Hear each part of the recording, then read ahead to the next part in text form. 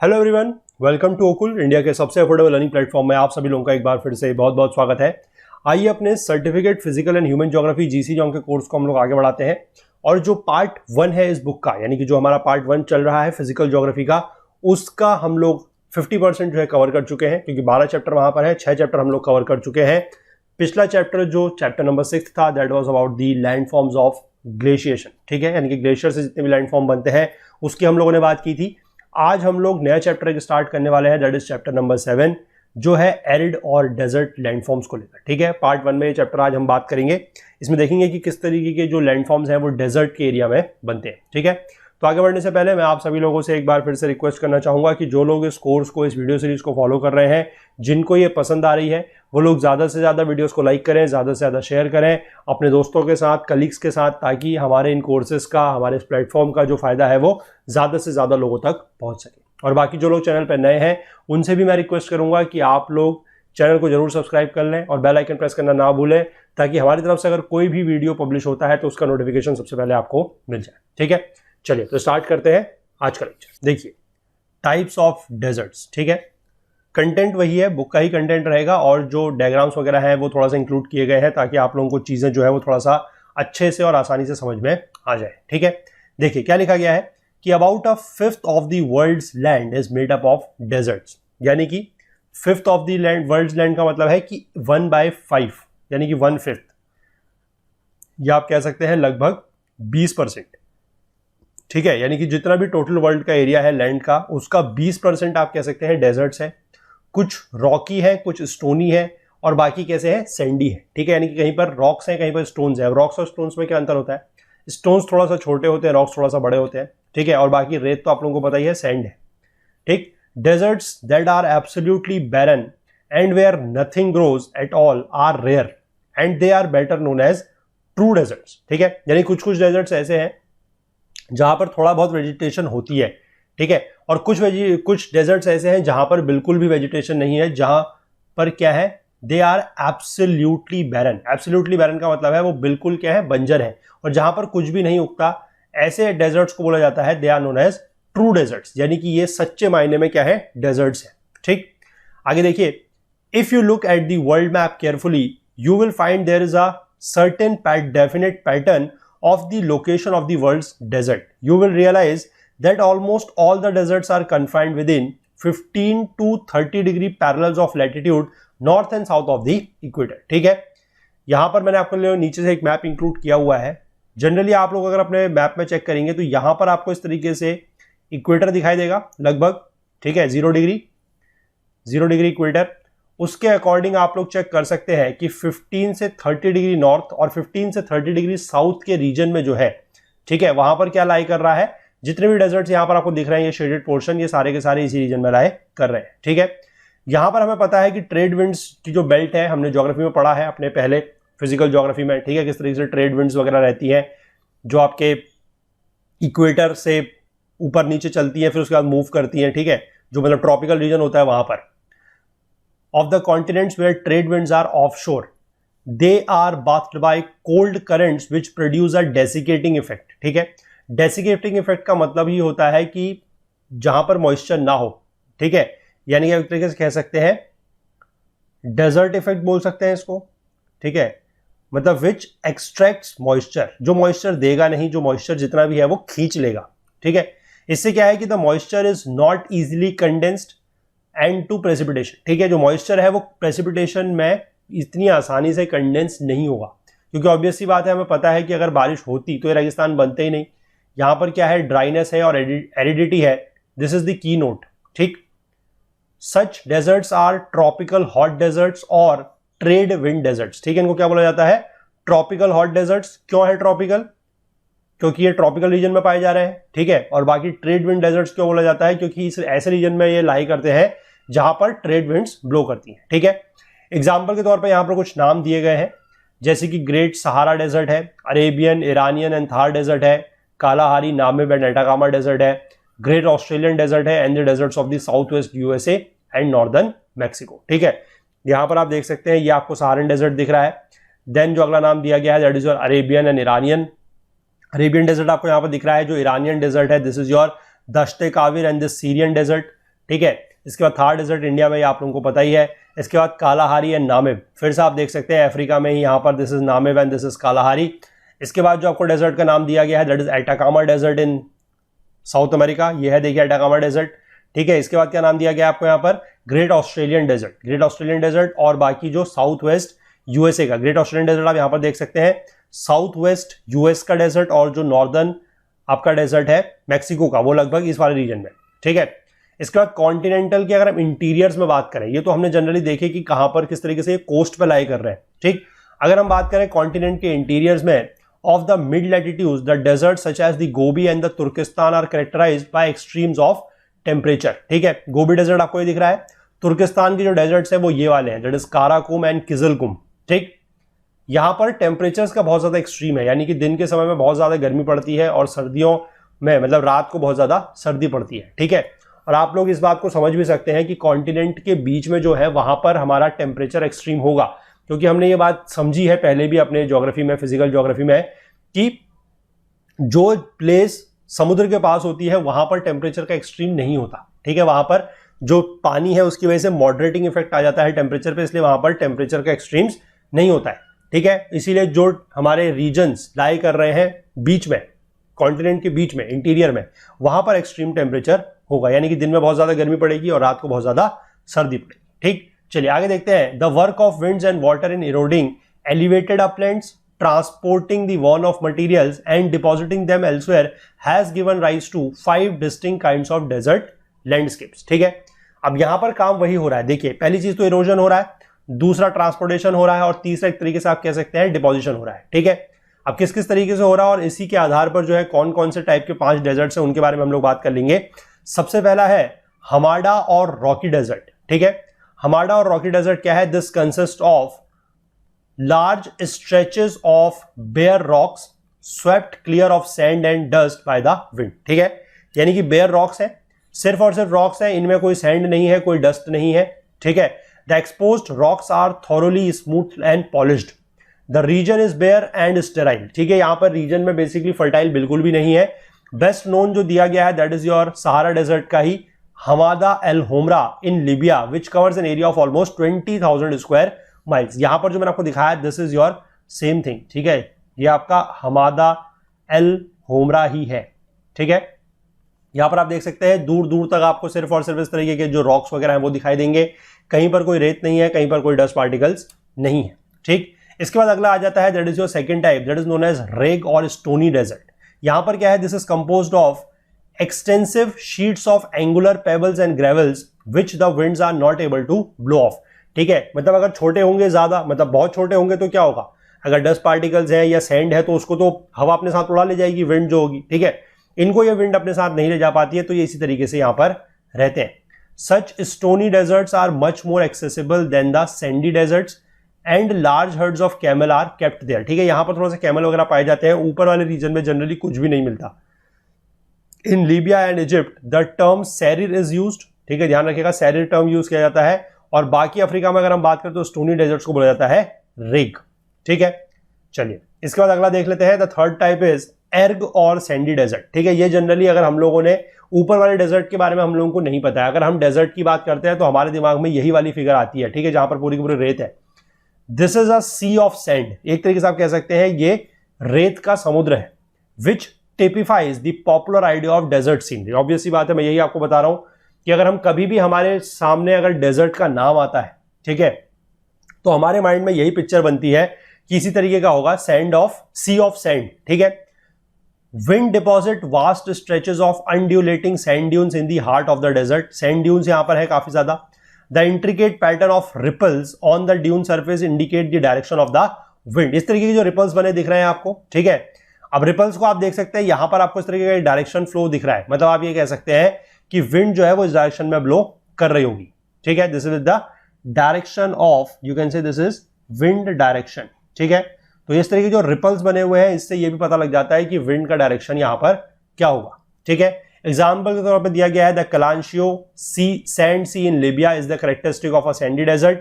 In Turkistan sandy deserts are also known as kum, ठीक है। ये कोम नहीं है, जनरली ये कुम होता है वैसे, लेकिन मैं आपको नाम बताया था वहां पर, किजल कुम है, कारा कुम है, ठीक है।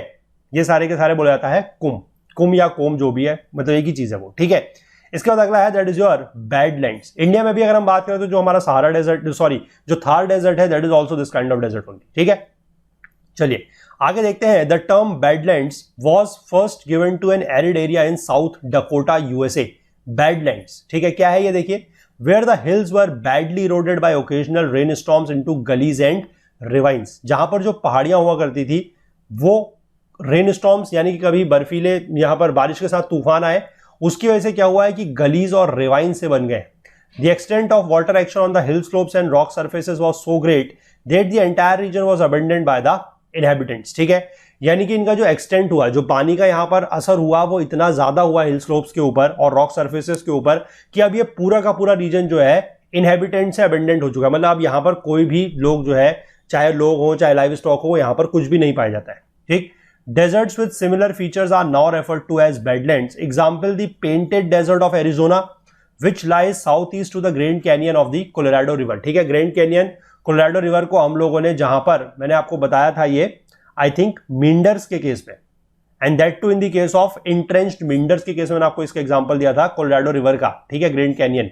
तो उसी का जो ये यहां पर पाया जाता है that is your painted desert of Arizona, वो यही है, ठीक है। ये जो पेंटेड डेजर्ट है इसकी इमेज यही वाली है जो मैंने आपको यहां पर दिखाई है, ठीक है। चलिए इसके बाद आगे देखते हैं। Fifth one is your mountain deserts. ये माउंटेन डेजर्ट्स क्या होता है? Some deserts are found on highlands such as plateaus and mountain ranges. Erosion has dissected the desert highlands into harsh serrated outlines of chaotic peaks and craggy ranges. यहां पर आप देख सकते हैं किस तरीके के पीक्स और रेंजेस आपको दिख रहे हैं, ठीक है। Their steep slopes are cut by wadis that are steep sided often dry valleys, ठीक है। आपने वैलीज का नाम सुना होगा, वादियां बोला जाता है ना, तो ये वही चीज लिखी गई है। And the action of frost has carved out sharp irregular edges, ठीक है। यानी कि इनकी जो स्लोप्स है वो काफी ज्यादा स्टीप है, आप देख सकते हैं कितना ज्यादा स्टीप स्लोप है, और इनके जो एजेस है वो काफी ज्यादा इरेगुलर है, शार्प और इरेगुलर एजेस है। सहारा डेजर्ट में अगर हम बात करें, the Ahaggar mountains and the Tibesti mountains are good examples of desert mountains, ठीक है। तिबेस्ती माउंटेन की इमेज ये वाली है और ये अहग्गर माउंटेन जो है इसकी इमेज ये वाली है, ठीक है। तो बहुत आसान है समझने में किस किस तरीके से क्या क्या चीजें बन रही हैं, ठीक है। कि यहां पर क्या हो रहा है कि जो इरोजन है, इरोजन की वजह से हो रहा है। ऊपर हमने देख लिया जिस तरीके की, जहां पर सिर्फ और सिर्फ पूरे का पूरा रेत का समुद्र है, वो सैंडी है, उसके ऊपर हमने रॉक वाला देखा, उसके ऊपर हमने स्टोन वाला देखा, ठीक है, स्टोनी है, एर्ग है, वो सारे के सारे हम लोगों ने यहां पर देख लिए। तो यही 5 टाइप के डेजर्ट्स लैंडस्केप जो है वो पाए जाते हैं, ठीक। चलिए इसके बाद आगे बढ़ेंगे। अब हम देखते हैं मैकेनिज्म ऑफ एरिड इरोजन, ठीक है। थोड़ा सा यहां तक हम इस पार्ट को आज कवर करेंगे और इसके बाद जो इरोजन फॉर्म्स बन रहे हैं, जो लैंड फॉर्म्स बन रहे हैं, उनको हम कल के लेक्चर से कंटिन्यू करेंगे, ठीक है। मोस्ट प्रोबेबली एक्सपेक्टेड है कि इसके बाद 2 लेक्चर और, मतलब 3 लेक्चर में ये चैप्टर भी कंप्लीट हो जाएगा, ठीक है। चलिए पहले मैकेनिज्म समझ लेते हैं। मैकेनिज्म हम लोगों ने, हालांकि मैं कहूंगा कि आप इसको जब पढ़ेंगे, जब मैं आपको समझाऊंगा, तो ऑलमोस्ट इसका जो मैकेनिज्म है जो हमने रिवर्स के केस में पढ़ा था, यानी कि रनिंग वाटर के केस में जो हमने पढ़े हैं, विदरिंग किस तरीके से होती है, इरोजन किस तरीके से होता है, तो लगभग यहां पर भी वैसे ही है, ठीक है। तो इसलिए जल्दी से इसको पढ़ लेंगे और आप लोगों को ज्यादा समझने में तकलीफ नहीं होगी, ठीक है। Arid landforms are the result of many combined factors, one reacting upon the other, ठीक है। यानी कि एक कोई फैक्टर नहीं है, बहुत सारे combined factors हैं। क्या क्या है देखिए, सबसे पहला है insufficient rainfall, पानी बहुत कम, बरसात बहुत कम, ठीक है, 5 इंच से कम बारिश, coming at most irregular periods, और ऊपर से भी ये कि जब बारिश हो भी रही है तो irregular है, ठीक। coupled with very high temperatures, temperature बहुत ज्यादा है, 87 डिग्री फ़ारेनहाइट जो है वो एवरेज टेम्परेचर है, ठीक। और उसके बाद रैपिड रेट ऑफ इवेपोरेशन। अब अगर टेम्परेचर बहुत ज्यादा है तो ऑब्वियस सी बात है कि वाष्पीकरण जो है, जो इवेपोरेशन है, वो काफी तेजी से होगा, ठीक है। तो इस वजह से क्या है कि 3 चीजें हैं, एक तो बारिश कम हो रही है, दूसरा टेम्परेचर बहुत ज्यादा है, और तीसरा इवेपोरेशन का रेट बहुत तेज है। इसकी वजह से ये मेन कॉजेज है एरिडिटी के, यानी कि जो सूखा पड़ता है इन जगहों पे, उसका मुख्य कारण यही है। Subaerial denudation through the processes of weathering, चाहे वो मैकेनिकल है चाहे वो केमिकल है, wind action and the work of water have combined to produce a desert landscape that is varied and distinctive, ठीक है। किस तरीके से वेरी करता है, किस तरीके से डिस्टिंक्टिव है, ये हम समझेंगे। विदरिंग की प्रोसेस में कैसे होती है, यहाँ पर विंड एक्शन कैसे होता है, वाटर का क्या एक्शन है, ये भी हम समझते हैं, ठीक है। सबसे पहले विदरिंग की बात कर लेते हैं।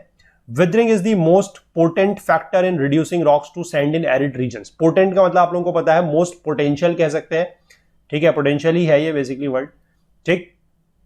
तो ये क्या करेगा, रॉक्स जो है, यानी कि जो बड़े बड़े पत्थर हैं, उनको ये सैंड बना देगा, यानी कि रेत बनाएगा। कैसे बनाएगा देखिए, Even though the amount of rain that falls in the desert is small, some manage to penetrate into the rocks and set up chemical action in the various minerals. ठीक है, हमें पता है रॉक्स किसके बने होते हैं, rocks and minerals, rocks minerals के बने होते हैं। और हम ये बात कर रहे हैं कि हालांकि डेजर्ट में क्या होता है, रेगिस्तान में क्या है कि बारिश बहुत कम है, ठीक, लेकिन फिर भी जितनी भी बारिश होती है उसमें से थोड़ा बहुत पानी तो जो है वो रॉक्स के अंदर पेनिट्रेट कर जाता है, मतलब रॉक्स के अंदर पानी चला जाता है, और उसके अंदर जो मिनरल्स होते हैं उनमें कुछ ना कुछ केमिकल रिएक्शन होता है, ठीक। उसके बाद हमें पता है एक और कैरेक्टरिस्टिक कि रेगिस्तान में गर्मी बहुत पड़ती है, ठीक, यही चीज हमने यहां पर बात कर रहे हैं, हाई टेम्परेचर्स।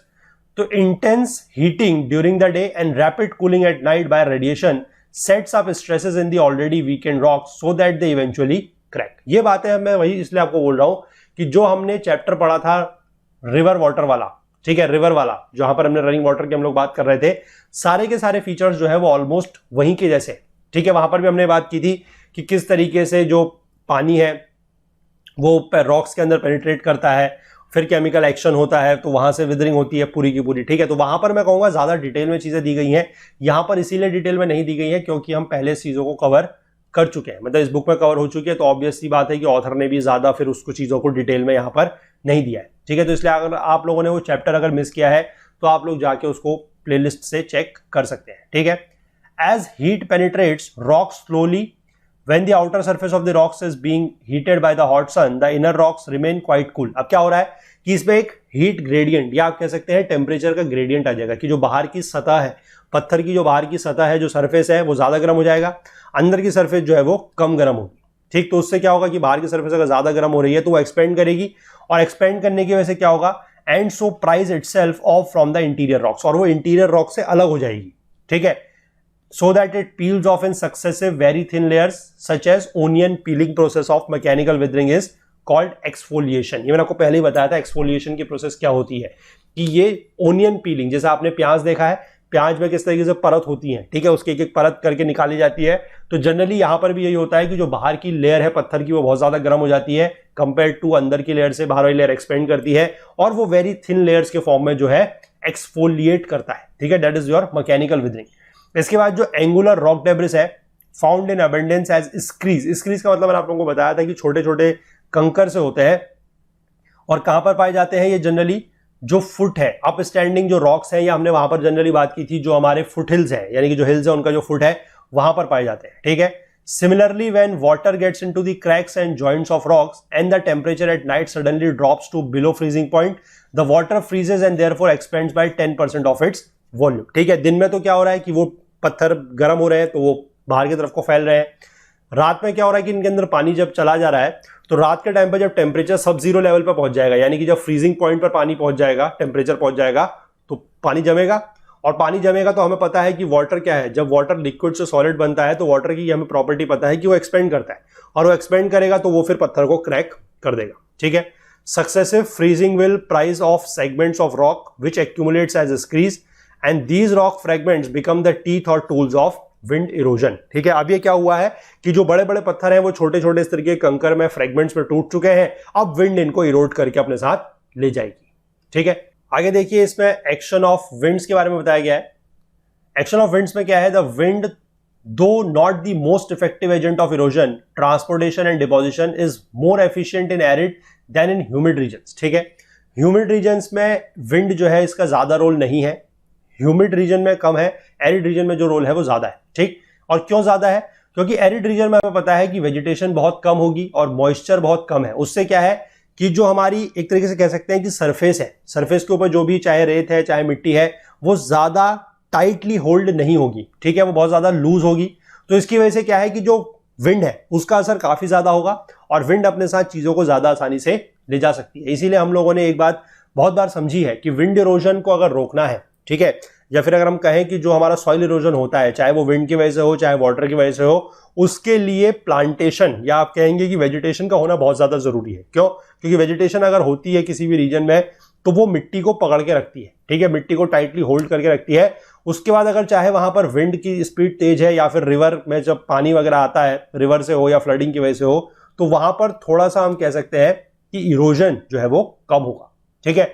अब यहां पर क्या है, डेजर्ट के एरिया में जनरली विंड बहुत ज्यादा है और साथ ही यहाँ पर वेजिटेशन कुछ है नहीं, तो मिट्टी है जो हमारी सैंड है वो काफ़ी लूजली हेल्ड है, तो विंड उसको बड़ी आसानी से बहा के ले जा सकती है। ठीक है, इसीलिए लिखा गया है कि the effects of wind erosion are almost unrestrained, यानी कि उसके ऊपर कोई रेस्ट्रिक्शंस है ही नहीं।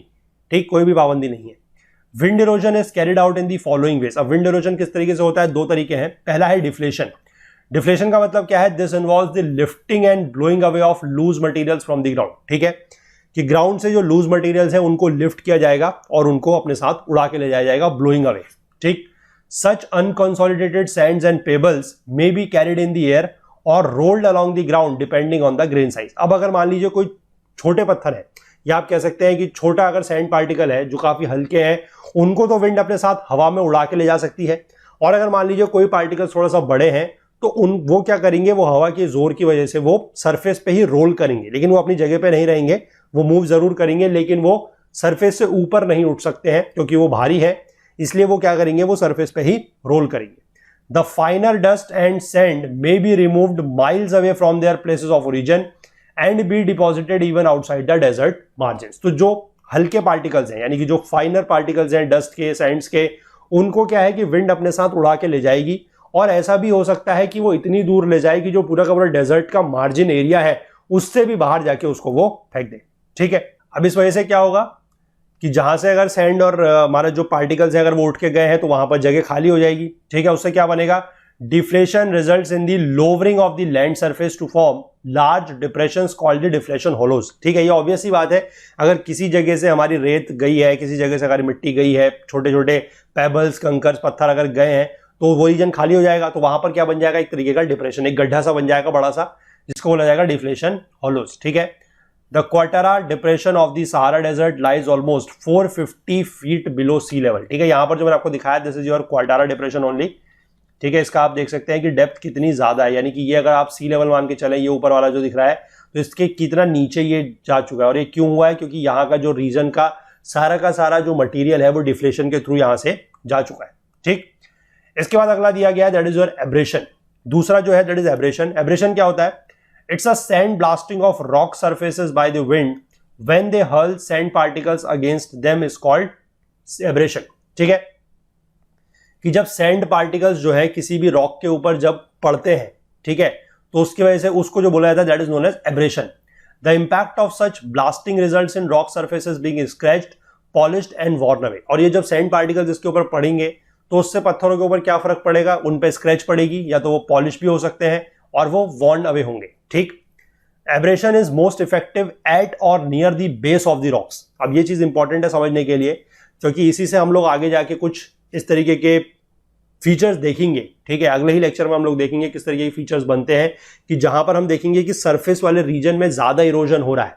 ठीक है, तो आप लोगों को इसीलिए वो चीज समझने के लिए कि वहां पर ऐसा फीचर क्यों बना लैंडफॉर्म का, यहां पर आपको इस चीज को समझना है कि एब्रेशन जो है वो बेस ऑफ द रॉक पे, यानी कि आप कह सकते हैं जहां पर सरफेस है वहां पर ज्यादा होगा। ठीक है, where the amount of material the wind is able to carry is greatest. ठीक है, यानी कि नीचे की सरफेस पे, यानी सरफेस के पास का जो रीजन होगा वहां पर जो है सबसे ज्यादा विंड जो है वो अपने साथ मटेरियल कैरी कर सकती है। This explains why telegraph poles in the deserts are protected by a covering of metal for a foot or two above the ground. तो इसी वजह से क्या है कि वहां पर जो टेलीग्राफ पोल्स वगैरह लगाए जाते हैं डेजर्ट के एरियाज में, उनको नीचे से लेकर अगर हम बात करें जमीन से लेकर 1 से 2 फीट तक उनको जो है मेटल से कवर किया जाता है। ठीक है, इसलिए कवर किया जाता है क्योंकि अगर इस तरीके की ज्यादा उस पर अगर सैंड ब्लास्टिंग होगी, नीचे का मटेरियल अगर ज्यादा रिमूव होगा तो वो पोल जो है वो गिर सकते हैं। ठीक, a great variety of desert features are provided by produced by abrasion. हमने अगले लेक्चर में हम लोग बात करेंगे कौन कौन से लैंडफॉर्म्स इस तरीके के जो है फीचर्स हैं वो इस तरीके से बनते हैं। ठीक है, तो आप ये ध्यान रखिएगा, इसमें सबसे इंपॉर्टेंट चीज कि जो एब्रेशन हो रहा है वो क्या है, सैंड ब्लास्टिंग है, यानी कि पत्थर के ऊपर जो सैंड के पार्टिकल्स स्ट्राइक करेंगे, काफी तेज स्पीड में स्ट्राइक करेंगे ड्यू टू हैवी विंड्स। ठीक है, और उसकी वजह से क्या होगा कि जो रॉक सरफेस है वो या तो स्क्रैच हो जाएगा, उस पर पॉलिश होगा, उस पर वो वॉर्न डाउन होगा। ठीक, इसके बाद जो तीसरा है that is your attrition. Attrition क्या है कि when wind borne particles roll against one another in collision they wear each other away so that their sizes are greatly reduced and grains are rounded into millet seed sand. This process is called attrition. ठीक है, बहुत simple है कि जब particles, अब wind में एक particle तो है नहीं, विंड में बहुत सारे पार्टिकल बह रहे हैं, तो जब वो पार्टिकल विंड्स के साथ बह रहे हैं तो वो आपस में टकराएंगे, एक दूसरे के साथ कोलिजन होगा, टकराएंगे और उससे वो एक दूसरे को भी क्या करेंगे, वियर आउट करेंगे। ठीक है, तो उससे क्या होगा कि उनका साइज जो है वो छोटा हो जाएगा और ग्रेन्स जो है वो आपस में टकराएंगे तो थोड़ा सा पॉलिशिंग टाइप हो सकती है, उसकी वजह से वो राउंडेड हो जाएंगे इनटू मिलेट सीड सैंड। ठीक है, मिलेट सीड आप लोगों को पता होगा, मिलेट सीड आप लोगों को मैंने एक बार जो हमारा इंडिया फिजिकल एनवायरनमेंट का कोर्स था वहां पर दिखाई थी। ठीक है, मिलेट सीड जो होती है वहां पर हमने देखा था कि मिलेट की जो सीड होती है वो काफी ज्यादा छोटी भी होती है और वो चमकती है, और चमकने का जो कारण यहाँ पर मतलब उसको कंपेयर किया गया है वो यही है कि उसमें अगर वो टकरा रहे हैं पार्टिकल्स, उनमें पॉलिशिंग सी हो रही है तो उसमें थोड़ा सा चमक आ रही है। ठीक है, इस प्रोसेस को बोला जाता है एट्रीशन। ठीक है, तो ये आप प्रोसेस समझ गए। 3 प्रोसेस मैंने आपको बता दी। One is deflation. डिफ्लेशन का मतलब क्या है कि पार्टिकल वहां से उठ के चले गए हैं तो वहां पर एक डिप्रेशन सा बन गया है। दूसरा है एब्रेशन, यानी कि जहां पर सैंड ब्लास्टिंग हो रही है उसकी वजह से पत्थर पे क्या हो सकता है, स्क्रैचिंग आ सकती है, पॉलिश हो सकते हैं, वॉर्न डाउन हो सकते हैं। और तीसरा है कि जो पार्टिकल्स हवा में बह रहे हैं, विंड बॉर्न पार्टिकल्स हैं, वो आपस में टकरा रहे हैं तो उससे उनकी वजह में क्या हो रहा है, वो आपस में एक दूसरे को वियर डाउन कर रहे हैं और जो साइज उनका कम हो रहा है और थोड़ा सा उनमें पॉलिशिंग सी हो रही है। ठीक है, राउंडेड हो रहे हैं मतलब वही पॉलिशिंग सी हो रही है। ठीक, और इसकी वजह से क्या बन जाते हैं, they are known as millet seed sand, और इसी प्रोसेस को बोला जाता है एट्रीशन। ठीक, चलिए आज इसको इतना ही रखते हैं। इसका जो आएगा पार्ट है जिसमें मैंने आपको बताया कि हम लोग फीचर्स के बारे में बात करेंगे। ठीक है, हालांकि बहुत ज्यादा फीचर्स नहीं दिए गए हैं, फिर भी हम उसको 2 पार्ट में लेके मोस्ट प्रोबेबली कोशिश करेंगे कि टोटल 3 पार्ट्स में ये चैप्टर जो है कंप्लीट हो जाए। ठीक है, चलिए, तो कंटेंट रिलेटेड अगर आपको कोई भी डाउट होता है तो आप हमारा टेलीग्राम का जो ग्रुप है that is Okul GS UPSC discussion forum, इसको ज्वाइन करके आप लोग अपने कोई भी डाउट जो है वो पूछ सकते हैं। इसका लिंक नीचे डिस्क्रिप्शन बॉक्स में दिया हुआ है, या फिर आप इसको टेलीग्राम में सर्च करके भी ज्वाइन कर सकते हैं। इस पूरे की पूरी वीडियो सीरीज का जो फुल कोर्स है वो हमारी वेबसाइट पर अवेलेबल है, वहां पर आपको सारे के सारे वीडियोस मिल रहे हैं। साथ ही साथ नोट्स और क्विजेस भी हम लोग प्रोवाइड आप लोगों को बहुत जल्द कराएंगे। वीडियोस के थ्रू आप लोग सारे के सारे कंसेप्ट पढ़ सकते हैं, सीख सकते हैं। नोट्स के थ्रू आप लोग क्विकली रिवाइज कर सकते हैं और क्विजेस के थ्रू आप लोग अपनी प्रिपरेशन को एसेस कर सकते हैं। नोट्स परचेस करने संबंधी अगर आप कोई टेक्निकल क्वेरी फेस करते हैं तो आप इस नंबर पर हमें व्हाट्सएप के थ्रू कांटेक्ट कर सकते हैं, दैट इज 9498086380। बाकी अगर आप हमसे कोई और बात शेयर करना चाहें, कुछ भी पूछना चाहें या कुछ बताना चाहें तो उसके लिए आप हमें इस ईमेल के थ्रू कांटेक्ट कर सकते हैं, दैट इज support@okul.co। बाकी हमसे ज्यादा जुड़ने के लिए आप हमें फेसबुक पर, इंस्टाग्राम पर, लिंक्डइन पर और ट्विटर पर भी फॉलो कर सकते हैं। Thanks for watching till the end. आप हमारे अदर कोर्सेज को इन प्लेलिस्ट्स के थ्रू एक्सेस कर सकते हैं। अगर आपको यह वीडियो पसंद आया है तो लाइक ज़रूर करें, इसे ज़्यादा से ज़्यादा शेयर करें। अगर आपने अभी तक हमारे इस YouTube चैनल को सब्सक्राइब नहीं किया है तो जल्दी से कर लीजिए और बेल आइकन प्रेस करना बिल्कुल नहीं भूलिएगा, ताकि आपको हमारे सभी वीडियोज़ के नोटिफिकेशन सबसे पहले मिल सके। अपने कमेंट्स करके हमें ज़रूर बताइएगा कि आपको ये वीडियो कैसा लगा।